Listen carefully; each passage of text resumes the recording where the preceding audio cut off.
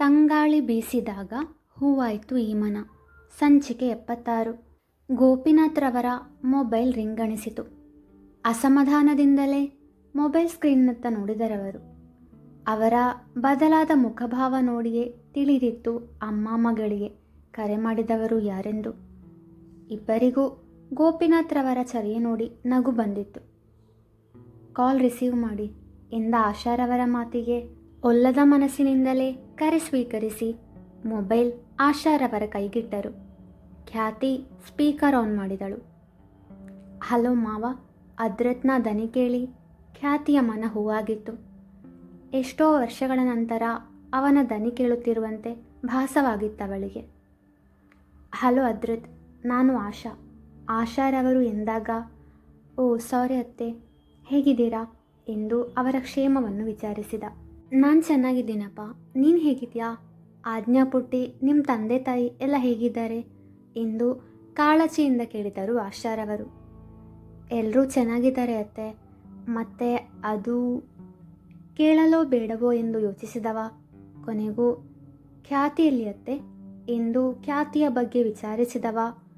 ಮಾವ ಅವಳನ್ನು ಕರ್ಕೊಂಡು ಹೋದಾಗ ನಾನು ಮನೇಲಿರಲಿಲ್ಲ. ಅವಳ ತಮ್ಮನಿಗೆ ಹುಷಾರಿಲ್ಲ ಅಂತ ಅವಳನ್ನು ಮಾವ ಕರ್ಕೊಂಡು ಹೋದ್ರು ಅಂತ ಅಜ್ಜಿ ಹೇಳಿದರು. ಅದ್ವಿಕ್ ಹೇಗಿದ್ದಾನೆ ಈಗ ಎಂದು ವಿಚಾರಿಸಿದ. ಚೋಟು ಹಾಸ್ಪಿಟಲ್ನಿಂದ ಡಿಸ್ಚಾರ್ಜ್ ಆಗಿ ಮನೆಗೆ ಬಂದಿದ್ದಾನೆ. ಈಗ ಪರವಾಗಿಲ್ಲ, ಹುಷಾರಾಗಿದ್ದಾನೆ. ಆದರೆ ಬಂಗಾರಿ ಅವನ ಜೊತೆನೇ ಇರಬೇಕು. ಅವಳು ಕಾಣಲಿಲ್ಲ ಅಂದರೆ ಅತ್ತು ಕರೆದು ರಂಪ ಮಾಡ್ತಾನೆ ಎಂದವರೇ ಬಂಗಾರಿ ಇಲ್ಲೇ ಎಂದವರನ್ನು ತಡೆದ ಖ್ಯಾತಿ, ಮಲಗಿದ್ದೇನೆ ಅಂತ ಹೇಳು ಎಂಬಂತೆ ಸನ್ನೆ ಮಾಡಿದಳು. ಹೇಳಿ ಅತ್ತೆ, ಅದ್ರತ್ ಮತ್ತೊಮ್ಮೆ ಕೇಳಿದಾಗ, ಅದು ಬಂಗಾರಿ ಇಲ್ಲೇ ಇದ್ಲು. ಸ್ವಲ್ಪ ಹೊತ್ತಿಗೂ ಮುಂಚೆ ನಿದ್ದೆ ಬರ್ತಿದೆ ಅಂತ ಅವಳ ರೂಮಿಗೆ ಹೋದ್ಲು. ಇರು, ಅವಳನ್ನು ಎಬ್ಬಿಸ್ತೀನಿ ಎಂದಾಗ ಖ್ಯಾತಿ ಅವರತ್ತ ಉರಿನೋಟ ಬೀರಿದರೆ, ಬೇಡ ಅತ್ತೆ, ಅವಳು ನಿದ್ದೆ ಮಾಡಲಿ, ಪರವಾಗಿಲ್ಲ ಎಂದ. ಅದ್ರತ್, ನೀವೆಲ್ಲರೂ ಯಾವಾಗ ಇಲ್ಲಿಗೆ ಬರೋದು? ನಮ್ಮ ಬಂಗಾರಿಗೋಸ್ಕರ ನೀವೆಲ್ಲರೂ ಊರಿಗೆ ಹೋಗುವಾಗಾಯಿತು. ಆದರೆ ಈಗ ಎಲ್ಲ ಸಮಸ್ಯೆ ಪರಿಹಾರವಾಗಿದೆ. ಇನ್ಮೇಲೆ ಬಂಗಾರಿ ಇಲ್ಲಿ ಸುರಕ್ಷಿತವಾಗಿರ್ತಾಳೆ ಬೇಕಂತಲೇ ನುಡಿದರು ಆಶಾರವರು ಅವನ ಪ್ರತಿಕ್ರಿಯೆ ತಿಳಿಯುವ ಸಲುವಾಗಿ. ಅದು ಅತ್ತೆ, ಸಮಸ್ಯೆ ಎಲ್ಲ ಬಗೆಹರಿಯುತ್ತಾ? ನಾವು ಇಲ್ಲೇ ಸೆಟಲ್ ಆಗೋಣ ಅಂತ ಪ್ಲ್ಯಾನ್ ಮಾಡಿದ್ವಿ. ಅಜ್ಜಿ ಇಲ್ಲಿ ಒಬ್ಬರೇ ಇರ್ತಾರಲ್ವಾ, ಅದಕ್ಕೆ ಕೊಂಚ ತಡವರಿಸುತ್ತಲೇ ನುಡಿದ. ಅದ್ರತ್, ಅಷ್ಟು ಕಷ್ಟಪಟ್ಟು CA ಓದಿ ಈಗ ಊರಲ್ಲಿ ಇರ್ತೀಯ ಅಂತ ಹೇಳ್ತಿದೆಯಲ್ಲ, ನಿಮ್ಮ ಮನೆ ಇದೆಯಲ್ಲ ಇಲ್ಲಿ, ಮರೆತು ಬಿಟ್ಟಿಯಾ ಹೇಗೆ ಎಂದಾಗ ಏನು ಹೇಳುವುದು ಎಂದು ತೋಚದೆ ಸುಮ್ಮನಾದ ಅದ್ರತ್. ಅವನು ಮೌನವಾಗಿರುವುದನ್ನು ಗಮನಿಸಿ, ಹಲೋ ಅದ್ರತ್ ಎಂದರು ಆಶಾರವರು. ಹೇಳಿ ಅತ್ತೆ, ಯಾವಾಗ ಬರ್ತೀಯಾ ಇಲ್ಲಿಗೆ? ನಿನ್ನ ಜೊತೆ ಸ್ವಲ್ಪ ಮಾತಾಡೋದಿತ್ತು ಆಶಾರವರು ಎಂದಾಗ, ನಾಳೆನೇ ಬರ್ತೀನಿ ಅತ್ತೆ. ಹಾಗೆ ಸಮಸ್ಯೆ ಎಲ್ಲ ಬಗೆಹರಿಯಿತು ಅಂತ ಯಾರು ಹೇಳಿದ್ರು ಅತ್ತೆ ಎಂದು ಮರುಪ್ರಶ್ನಿಸಿದ. ಆಕರ್ಷ್ ಹೇಳ್ದ. ಇನ್ಸ್ಪೆಕ್ಟರ್ ಸಹ ಇನ್ಯಾವ ಸಮಸ್ಯೆ ಕೂಡ ಇಲ್ಲ ಅಂತ ಭರವಸೆ ನೀಡಿದ್ದಾರೆ ಎಂದರು. ಆಕರ್ಷ್ನ ಹೆಸರು ಕೇಳಿದ್ದೆ ಕೈಮುಷ್ಟಿ ಮಾಡಿ ಹಲ್ಲು ಕಡಿದವ ಒಂದು ಕ್ಷಣ ಕಣ್ಣು ಮುಚ್ಚಿ ತನ್ನ ಕೋಪವನ್ನು ನಿಯಂತ್ರಿಸಿಕೊಂಡು, ನಾಳೆ ಬರ್ತೀನಿ ಅತ್ತೆ ಅಲ್ಲಿಗೆ ಎಂದು ಕರೆ ತುಂಡರಿಸಿದ. ನಿನ್ನ ಗಂಡ ನಾಳೆ ಬರ್ತಾನಂತೆ. ನಾಳೆ ಎಲ್ಲ ಮಾತಾಡಿ ಕ್ಲಿಯರ್ ಮಾಡ್ಕೋಬೇಕು.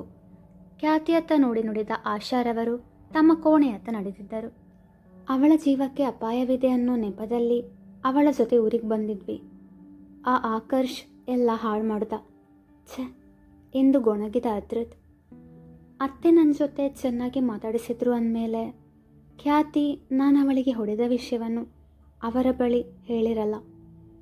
ಆದರೂ ನನ್ನ ಜೊತೆ ಮಾತಾಡಬೇಕು ಅಂದ್ರಲ್ಲ, ನನ್ನ ಜೊತೆ ಏನು ಮಾತಾಡೋದಿರುತ್ತೆ ಅತ್ತೆಗೆ ಎಂದು ಯೋಚಿಸುತ್ತಾ ಕುಳಿತವನನ್ನು ಎಚ್ಚರಿಸಿದ್ದು ಪಪ್ಪ ಎಂಬ ಆಜ್ಞಾಳ ದನಿ.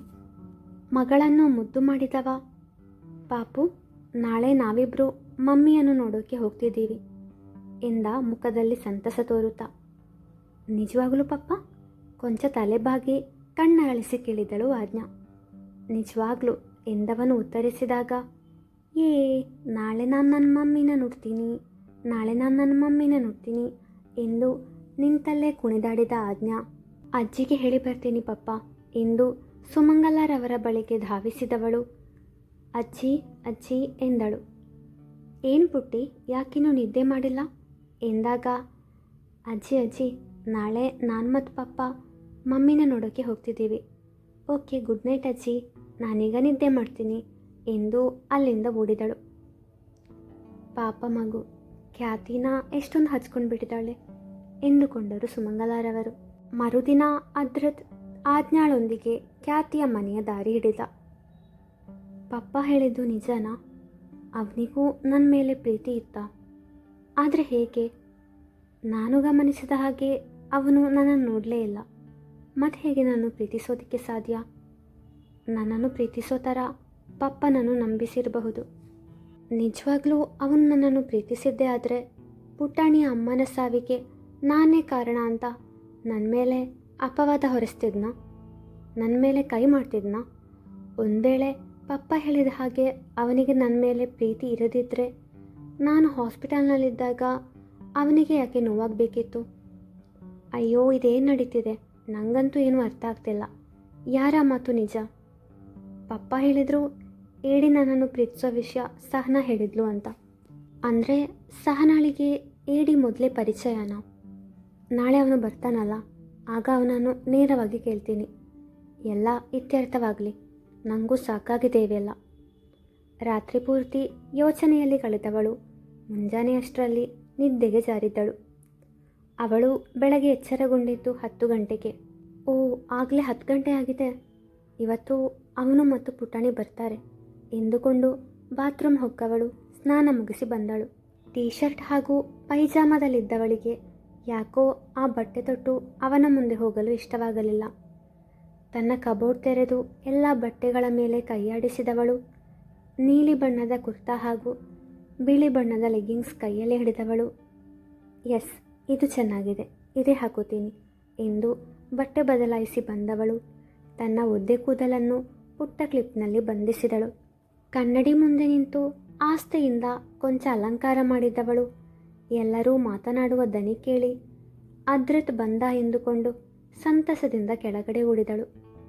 ಆದರೆ ಲಕ್ಷ್ಮೀಕಾಂತ ದಂಪತಿಗಳ ಜೊತೆ ಮಾತನಾಡುತ್ತಾ ಕುಳಿತಿದ್ದ ಆಕರ್ಷಣ ಕಂಡದ್ದೇ ಅವಳ ಮೊಗಬಾಡಿತು.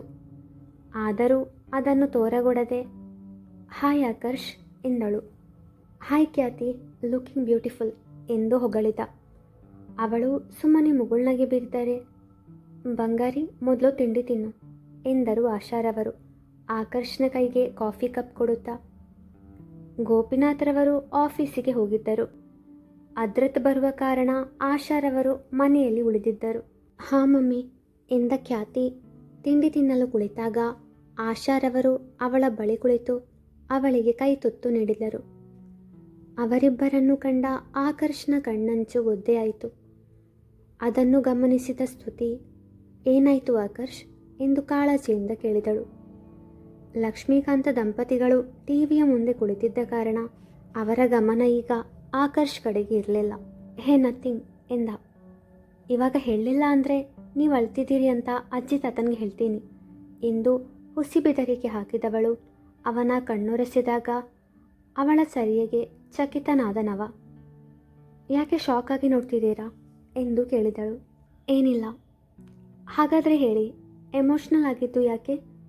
ತಾನು ಹೇಳುವ ತನಕ ಅವಳು ಬಿಡಲಾರಳು ಎಂದುಕೊಂಡವ. ಅಮ್ಮನ ನೆನಪಾಯಿತು. ನಾನು ಚಿಕ್ಕವನಿದ್ದಾಗ ಅಮ್ಮನನ್ನು ಕಳ್ಕೊಂಡೆ. ನಾನು ಊಟ ಮಾಡದೆ ಹಠ ಮಾಡುವಾಗ ಅಮ್ಮ ನಂಗೆ ಹೀಗೆ ಕೈತುತ್ತು ಕೊಡ್ತಿದ್ಲು ಎಂದ. ಅವನ ಕೈಯ ದುಮಿದವಳು, ಅಮ್ಮ ಯಾವಾಗಲೂ ನಿಮ್ಮ ಜೊತೆ ನಿಮ್ಮ ನೆನಪಲ್ಲಿ ಜೀವಂತವಾಗಿರ್ತಾಳೆ. ನೀವು ಹತ್ರ ಅವರಿಗೂ ನೋವಾಗುತ್ತೆ ಅಲ್ವಾ? ಸೊ ಪ್ಲೀಸ್ ಬೇಜಾರು ಮಾಡ್ಕೋಬೇಡಿ ಎಂದು ಸಂತೈಸಿದಳು. ಸರಿ ಎಂಬಂತೆ ತಲೆಯಾಡಿಸಿದವ. ನೀನು CA ಎಕ್ಸಾಮ್ಗೆ ಪ್ರಿಪೇರ್ ಆಗ್ತಿದೆಯಲ್ವಾ? ನನ್ನ ಜೊತೆ ಹರಟೋದು ಬಿಟ್ಟು ಹೋಗಿ ಓದ್ಕೋ ಎಂದಾಗ ಒಲ್ಲದ ಮನಸ್ಸಿನಿಂದಲೇ ತನ್ನ ಕೋಣೆಯತ್ತ ನಡೆದಿದ್ದಳು ಸ್ತುತಿ. ಖ್ಯಾತಿ ತಿಂಡಿ ಮುಗಿಸಿ ಎದ್ದಾಗ ಅವಳ ಪುಟ್ಟ ರಾಜಕುಮಾರ ಅಕ್ಕ ಎನ್ನುತ್ತಾ ಅವಳ ಬಳಿ ಬಂದ.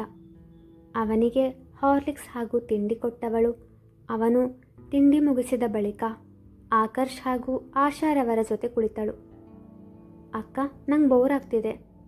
ಅದ್ವಿಕೆಂದಾಗ ನಾವು ಗೇಮ್ ಆಡೋಣವಾ ಎಂದ ಆಕರ್ಷ್. ಓಕೆ, ಆದರೆ ಯಾವ ಗೇಮ್ ಆಡೋಣ? ಅದ್ವಿಕ್ ತಲೆ ಕೆರೆದುಕೊಂಡು ಕೇಳಿದಾಗ, ಸೀಕ್ವೆನ್ಸ್ ಆಡೋಣ ಎಂದಳು ಖ್ಯಾತಿ. ಡನ್ ಎಂದವ ಸೀಕ್ವೆನ್ಸ್ ಬೋರ್ಡ್ ಹಾಗೂ ಕಾರ್ಡ್ಸ್ ತಂದ. ಮೂವರು ಉತ್ಸಾಹದಿಂದ ಆಡಿದರು. 3 ಸಾರಿ ಆಡಿದಾಗಲೂ ಆಕರ್ಷ್ ಗೆದ್ದ. ಈ ಗೇಮ್ ಸಾಕು, ಬೋರ್ ಆಗ್ತಿದೆ ಎಂದ ಅದ್ವಿಕ್ ಆಕರ್ಷ್ ಬಳಿ ಕುಳಿತು. ನನಗೂ ಟಿಪ್ಸ್ ಹೇಳ್ಕೊಡಿ, ಪ್ರತಿ ಸಾರಿ ನೀವೇ ಹೇಗೆ ವಿನ್ನಾದ್ರಿ? ಮುಖ ಒಬ್ಬಿಸಿದ. ಅವನ ಚರ್ಯೆಗೆ ನಕ್ಕವ ಅವನ ಕೂದಲು ಕೆದರಿದಾಗ, ನನ್ನ ಹೇರ್ ಸ್ಟೈಲ್ ಹಾಳಾಯಿತು ಎಂದ ಅದ್ವಿಕ್. ನಿಂಗೀಗ ಟಿಪ್ಸ್ ಹೇಳಿಕೊಡ್ಬೇಕೋ ಬೇಡವೋ? ಆಕರ್ಷ್ ಎಂದಾಗ, ಬೇಕು ಬೇಕು ಎಂದವ ಆಸಕ್ತಿಯಿಂದ ಆಕರ್ಷ್ ಹೇಳುವುದನ್ನು ಆಲಿಸಿದ. ಅಷ್ಟರಲ್ಲಿ ಅದ್ರಿತ್ ಹಾಗೂ ಆಜ್ಞಾ ಬಂದರು. ಖ್ಯಾತಿ ಹಾಗೂ ಆಕರ್ಷ್ ನಗು ನಗುತ್ತಾ ಮಾತನಾಡುವುದನ್ನು ಕಂಡವನಿಗೆ ತಳಮಳ ಶುರುವಾಗಿತ್ತು. ಮಮ್ಮಿ ಎಂದು ಆಜ್ಞಾ ಖ್ಯಾತಿಯ ಬಳಿ ಓಡಿದಾಗ, ಪುಟಾಣಿ ಎಂದು ಅವಳನ್ನು ತಬ್ಬಿಕೊಂಡಳು ಖ್ಯಾತಿ. ತದನಂತರ ಆಜ್ಞಾ, ಚೋಟು ಅಣ್ಣ ಎಂದು ಅದ್ವಿಕ್ ಜೊತೆ ಮಾತಿಗಿಳಿದರೆ ಖ್ಯಾತಿ ಅದ್ರಿತ್ನನ್ನು ಕಂಡರೂ ಕಾಣದಂತೆ ನಟಿಸಿದಳು. ಆಶಾರವರು ಅದ್ರಿತ್ನನ್ನು ಮಾತನಾಡಿಸಿದವರು. ಇವನು ಆಕರ್ಷ್, ಬಂಗಾರಿಯ ಫ್ರೆಂಡ್ ಎಂದು ಆಕರ್ಷ್ನ ಅದ್ರಿತ್ಗೆ ಪರಿಚಯಿಸಿದವರು. ಇವನು ಅದ್ರಿತ್, ನಮ್ಮ ಬಂಗಾರಿಯ ಗಂಡ ಎಂದು ಆಕರ್ಷ್ಗೂ ಅದ್ರಿತ್ನ ಪರಿಚಯ ಮಾಡಿಸಿದರು. ಹಲೋ ಎಂದು ಆಕರ್ಷ್ ಕೈ ಮುಂದೆ ಚಾಚಿದರೆ ಒಲ್ಲದ ಮನಸ್ಸಿನಿಂದಲೇ ಹಲೋ ಎಂದು ಕೈ ಕುಲುಕಿದ ಅದ್ರಿತ್. ಕಾಫಿ ತರ್ತೀನಿ ಎಂದು ಆಶಾರವರು ಅಲ್ಲಿಂದ ಅಡುಗೆ ಕೋಣೆಯತ್ತ ನಡೆದರೆ ಅದ್ರಿತ್ ಖ್ಯಾತಿಯ ಬಳಿ ಅವಳಿಗೆ ಅಂಟಿಕೊಂಡಂತೆ ಕುಳಿತ. ಅವಳು ಅವನತ್ತ ಉರಿನೋಟ ಬೀರಿದಾಗ ಏನೂ ತಿಳಿಯದವನಂತೆ ಕಣ್ಣು ಮಿಟುಕಿಸಿ ನಕ್ಕನವ. ಆದರೆ ಆಕರ್ಷ್ ಗೊಂದಲದಲ್ಲಿದ್ದ. ಮುಂದುವರಿಯುವುದು